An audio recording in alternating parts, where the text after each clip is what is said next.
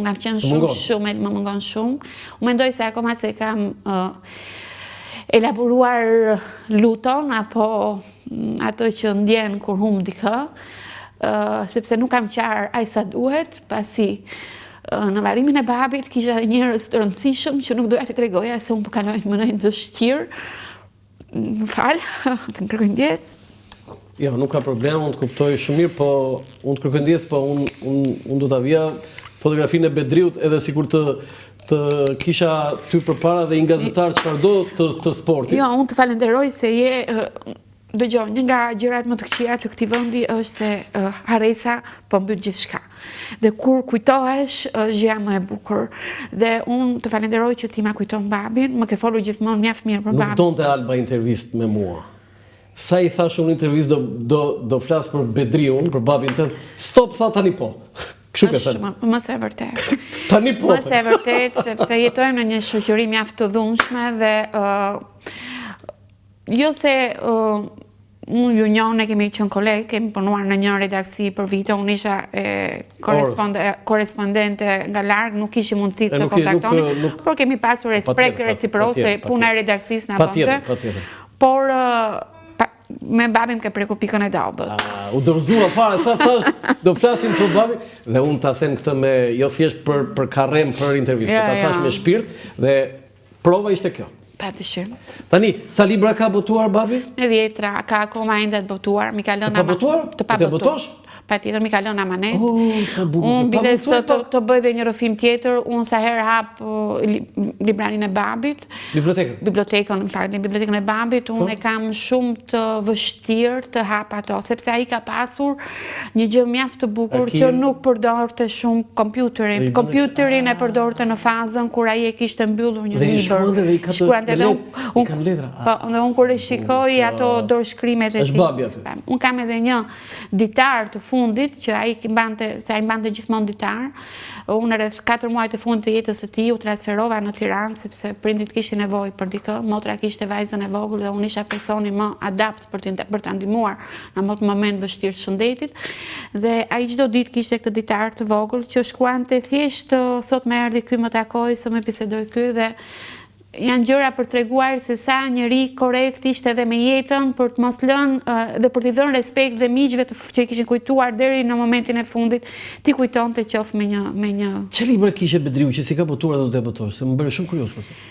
Po ka shumë. Jo, lidhet me Tiranën, me Tiranën, patjetër, me figurë, me Tiranën, me figurë, me historikun e Tiranës, lidhet me mjaft ribotime, rishikime. Ai kishte në plan e ka ribotuar Broadway-n, ka sjellur Broadway-n e Tiranës, ka sjellur materiale të reja.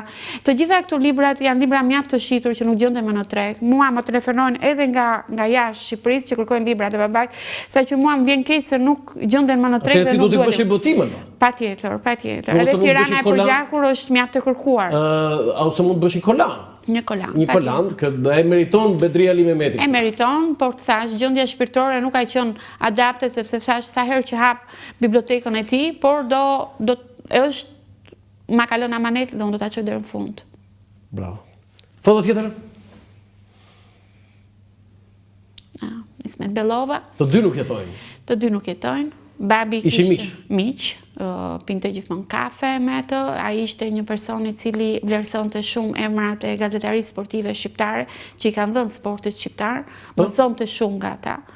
Babi ishte një nga ato gazetarë sportiv që i griste këpucët duke shkuar jo vetëm për të parë Tiranën apo ndeshjen e futbollit për ato që punonte në stadium, po shkonte çdo ditë dhe në stërvitje. Domethënë ai dokumentonte gjithçka, shkruante gjithçka. Nga ato gazetarë që unë e kam shkruar, prandaj ta përmenda faktin se sot shohim një lloj gazetarie që shkruajnë për ndeshjen duke parë nga televizori.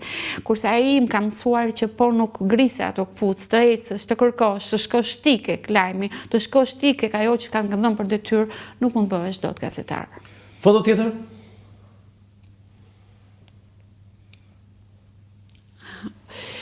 Kjo e treta është gjyshja ime. E treta ullur, poshtë. Ajo me jak. Me jak të bardhë. Ajo me jak të bardhë. Tani këtu ku janë dhe çfarë është kjo? Kjo është shkolla e vajzave të Tiranës, ish pedagogjike e Tiranës. Pedagogjike, jo në Mbretëresh. Po, në Mbretëresha. E pra në Mbretëresha? Në Mbretëresha, po. Ishte akoma se ajo... Në Mbretëresha. E pra, në Mbretëresha. Aty është gjyshja jote? Gjyshja ime. Unë këtë foto ja mora babit, pasi gjithmonë lexoja në rrjetet sociale për fyerje ndaj qytetit Tiranës, ndaj komunitetit Tiranës. Si ishte kjo, më falë? Fyerje ndaj komunitetit Tiranës. Kushe fynte? Jo, në rrjetet sociale ka një lloj... E ti të përroj psiqik, thua ti? Jo. Mallkuar qofshin ata që shajnë Tiranën, e sidomos e të ardhurit, se unë e them për herë, unë jam nga ata, se s'dua të marr, po unë do kisha qef të më jepnin kështu në një titull kështu që unë e duam shumë Tiranën nga të ardhurit. Do të them që Tirana është kryeqytet, është fat për gjithë ne. Dhe këtu për të treguar që gjyshja ime mund të qenë 16 vjeç. Si quhej? Sadet Telleshi, ajo e cila si pushkatuan babain në derën e shtëpisë. Derën e shtëpisë.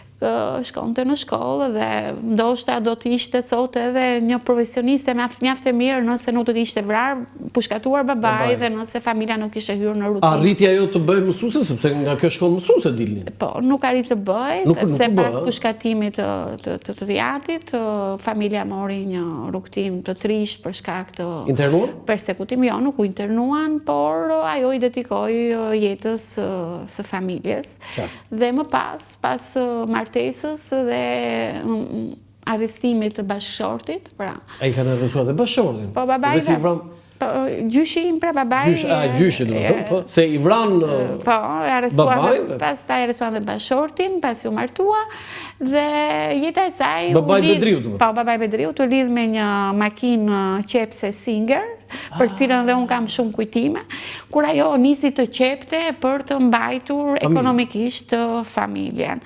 Dhe unë kam, është gjyshja e familjes e shtëpisë, unë jam rritur me të, mua më thoshte princesha jonë, unë nuk e kuptoja atëherë, që është kjo fjalë princeshë, nuk arria të kuptoja, kur rrita kuptova se për princesha ata e përdornin për të treguar portën e mirë, derën e mirë të familjes nga kuvia, dhe gjyshja gjithmonë nuk më thriste me emër, po më thriste princesha, këtë e bëra për princeshën, ishte një lloj mënyrë.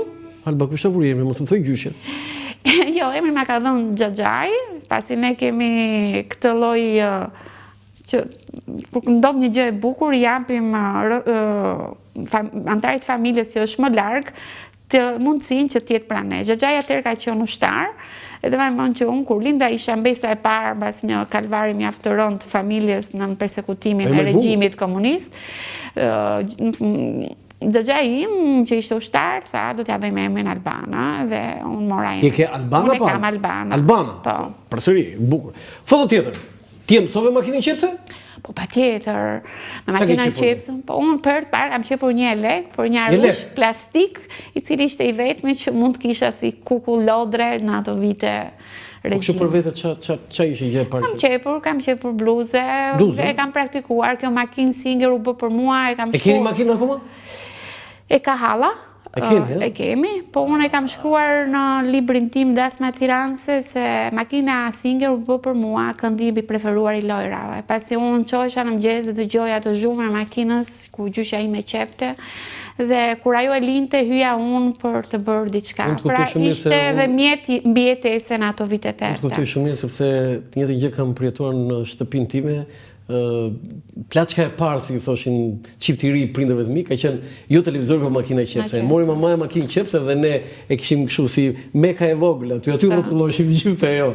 Me ato deri te ato, si thua, gishtëzat për të mos çuar, për mos u çuar. Nga ato deri pasaj te tjerët. Alba, ç'është Tirana për ty? Shoh se këtu duket më bukur, se është hapur atje. Tirana për mua është gjithçka. Unë Tirana, sidomos kjo fotografi që ti ke zgjedhur, është ajo çka dhimbje. Është një dhimbje, pasi këtu është xhamia. Nuk është dashuri në fillim, po dhimbje direkt? Dhimbje duke bërë krahasimin asaj çka unë shoh dhe çka ajo është sot. Jo, do ta them unë atë çfarë sot, po këtu. Këtu është... Do thënë, saati, xhamia, bashkia. Po, kjo është baza ku lindi Tirana si qytet urban. Pra kemi një vendfalje, kemi një lutje, kemi pak më tutje ka qenë ajo e banjove publike,